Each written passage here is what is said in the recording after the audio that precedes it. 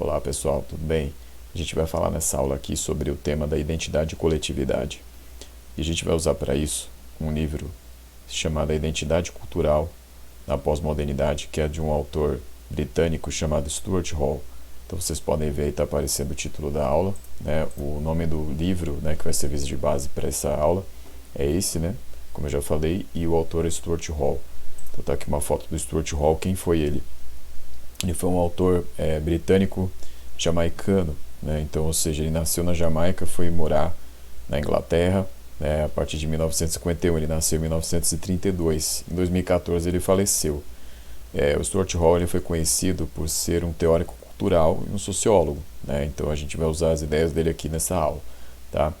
Neste livro. Bom, o raciocínio dele nesse livro, basicamente ele vai dizer que existe o sujeito baseado aí em 3 fases. Então são os 3 sujeitos, né? Então cada fase aí, desde a formação do sujeito, que isso começa na Idade Moderna para cá, nós temos aí 3 sujeitos então. Então a gente vai falar disso, né? De algumas características dessas 3 fases. E lembrando, como a gente está falando aqui de identidade e coletividade, cada sujeito aí vai carregar uma forma de identidade diferente. Então é isso que a gente vai entender aqui, chegando até o nosso tempo. Bom, primeira coisa, pessoal, a gente precisa compreender que o primeiro sujeito aqui que o Stuart Hall vai tratar no livro é o sujeito do iluminismo, né? Quando foi o iluminismo? O iluminismo a gente tem que lembrar que foi do fim do século XVII até o século XVIII, né? Para o Stuart Hall, então, isso marca a formação do sujeito, né? Só que isso tem um ancestral. Qual é o ancestral para ele? Bom, o ancestral vai ser o René Descartes, que é do racionalismo, o que funda o racionalismo, né? Então, se a gente for lembrar, pessoal, do Descartes, né? Então tá aqui uma imagem bastante utilizada quando se fala dele. Então, por exemplo, aquela frase, penso, logo existo. Segundo o Stuart Hall, é a primeira vez que o ser humano, o homem, vai então conseguir se identificar como um ser racional, né? Ou seja, ele existe porque ele pensa. Então, isso vai se dar numa forma individual, né? Então, está aí um peso muito forte, o individual relacionado com o racional, né? Então, nós temos aí o penso, logo existo. Então, a gente tem que lembrar do racionalismo. Então, para ele é um ancestral aí da ideia que vai aparecer mais forte no iluminismo. E aí, se a gente for lembrar, está aí o período do René Descartes, ele vive até metade do século XVII. Aí, John Locke, que é o fundador do iluminismo, né? Porque é ele que vai começar a ideia do liberalismo, tá? Então, o liberalismo político. Então, a partir de qual ideia, basicamente? A partir do indivíduo como algo único, né? Então, vocês estão vendo aí. Então, o indivíduo ele não pode ser dividido. É aí que aparece essa ideia, né? Então, assim, a partir disso, você tem o fortalecimento da figura individual, a figura do sujeito, né? Então começa isso aí com o John Locke. O John Locke, com essa ideia do indivíduo, vai dar base para a ideia da propriedade, né? Ou seja, a propriedade ela só pode existir se você pode ter algo. Então, para ter algo, você precisa ser alguém, né? Então, você é um indivíduo e pode ter algo. Bom, a propriedade ela vai ser acompanhada também da liberdade, né? Então, assim, porque se você pode ter algo, significa que você é livre, né? Então, você é um indivíduo, você é livre, e a partir disso aí, então, se você for ser comparado aí com outro, aí a gente vai pegar os outros autores do iluminismo, você vai ter também aí igualdade, né? Então, essas ideias, elas todas vêm juntas, né? Elas vão sendo aí somadas aí ao longo do iluminismo. Bom, então, esse é o sujeito primeiro, né? O sujeito do iluminismo, que vai vigorar então do fim do século XVII até o fim do século XVIII, esse segundo pensamento do Stuart Hall. Bom, pessoal, quando a gente passa para o século XIX, vai acontecer de surgir o sujeito sociológico, né? Então, já no fim do século XVIII, início do XIX, né, e boa parte dele até o século XX, aí, dependendo de quem for o autor que você utilizar, porque aqui o Stuart Hall, ele o tempo inteiro está se referindo a outros autores, né? Mas enfim, o que acontece? Nós temos um sujeito sociológico que vai ser aquele que vai viver diversas transformações, mas que vai levá-lo a entender que ele pertence a um meio, né, a um coletivo. Ele vai entender ali que existe uma pressão do social, tá? Então, por exemplo, se a gente pensar aqui, ó, isso aqui é uma imagem bastante utilizada aí quando se fala da Revolução de 1848, aí no caso, quando estava para se formar a Alemanha ainda, né? A Alemanha não existia. Então, a Prússia, no caso, Hanover, aqueles lugares. Então começa uma campanha muito forte para o nacionalismo, para a unificação alemã, né? Então na década de 40 já se vê isso, mas vocês vejam, tem uma aglomeração, né? Então as pessoas elas começam a perceber que viver nas cidades gera essa aglomeração. É diferente de antes, que elas viviam no campo, elas estavam separadas, elas não estavam ali vivendo uma situação ali juntos, né? As pessoas elas estavam separadas, cada um ali na sua vila, né? Agora com as cidades, com a urbanização, com a modernização, isso vai mudando.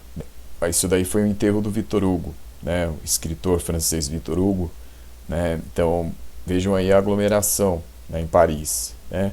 Outra imagem que a gente pode utilizar para isso, para entender. Aí a imagem da inauguração do metrô de Londres, em 1863, né?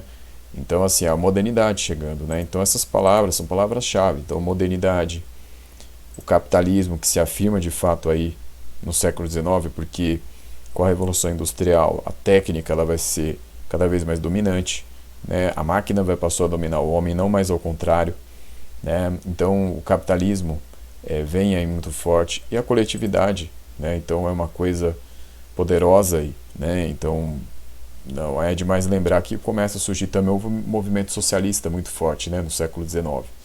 Então, assim, todas essas coisas estão acontecendo, e esse é o sujeito sociológico, né? Então, é um sujeito que já está indo para esse caminho de entender que ele faz parte de um coletivo, né? Existem ali pressões em volta, né? Ele faz parte de um meio social, né? Então, isso. Então, o que acontece? O sujeito pós-moderno, pessoal, é esse sujeito aí que vai vigorar a partir aí do século XXI para frente, principalmente aí, mas já nas última metade aí do século XX, né, últimas décadas do século XX, você tem aí o sujeito pós-moderno. O que vai caracterizar aí, né? Então, assim, pessoal, é o seguinte, a ideia do descentramento do sujeito. Então, segundo o Stuart Hall, a partir daí, o sujeito ele vai se descentrar cada vez mais, né? Então, o sujeito ele não vai mais pertencer só a um lugar específico. A ideia de lugar vai começar a se modificar, né? Então, você não tem mais uma pessoa presa aos costumes de um único lugar. Com o avanço da tecnologia, das comunicações, a pessoa ela vai começando a ter um conflito cada vez maior desse aqui, que é o global versus o local, né? Então, o que acontece?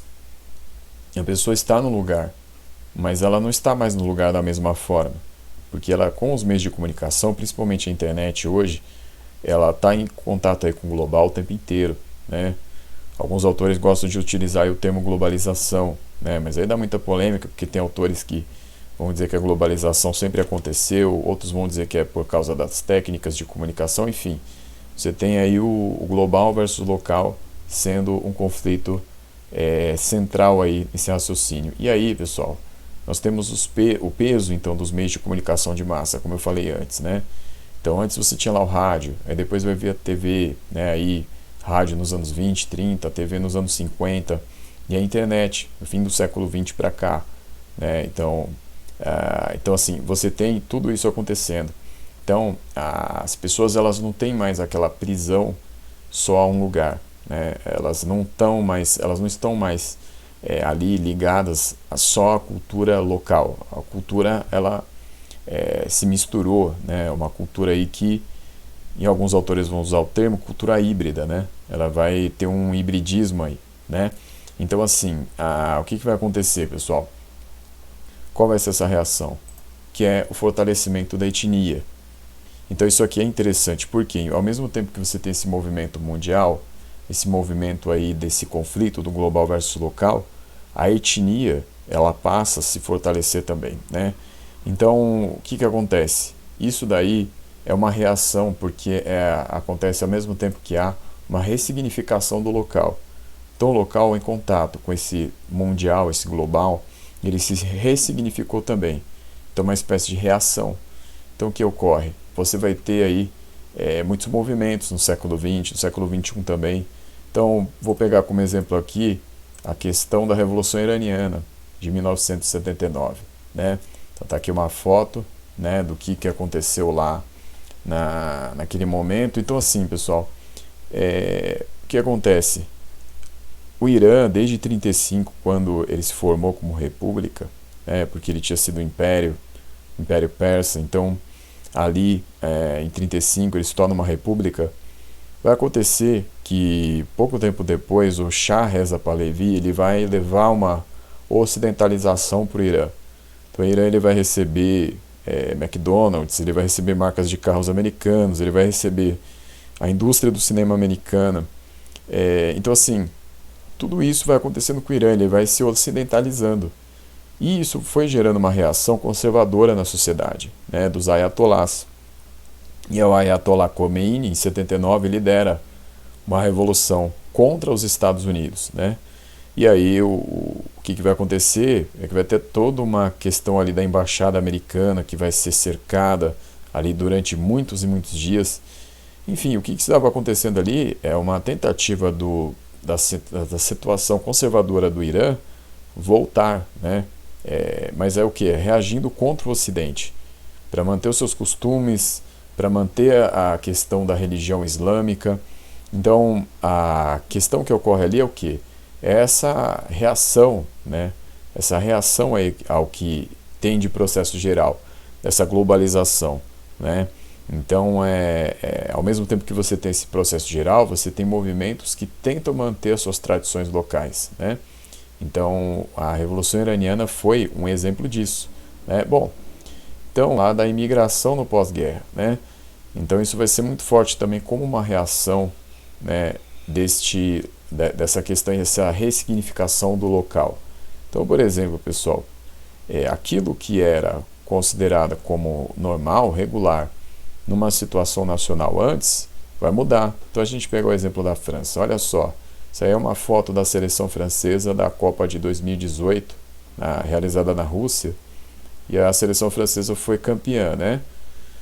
O que acontece? Por que essa foto está aqui? Por que eu estou falando dessa situação? Porque a França, pessoal, ela, no seu elenco de 23 jogadores, ela tinha 19 jogadores que ou tinham alguma ligação paterna e materna ali com países da África, né? Ou de avós, né? E alguns deles até nascidos na própria África. Então o que isso significa? Significa que o movimento da imigração também é uma espécie de adaptação a essa situação nova que o mundo vive, né? Então se você pegar essa seleção francesa aí 20, 30 anos antes, não ia ter essa configuração. Então foi um processo que se acentuou, e o Stuart Hall diz que isso acontece principalmente no pós-guerra.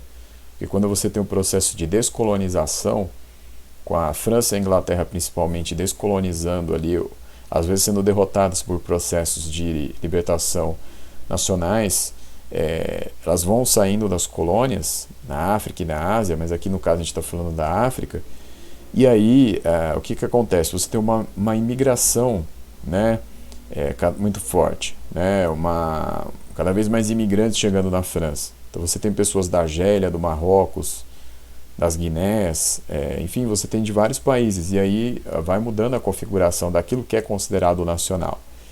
Então, é toda uma ressignificação que vai acontecendo no local, que está presente aí no pensamento do Stuart Hall, para ele dizer que a coletividade está mudando. A coletividade não é mais a mesma coisa que antes, né?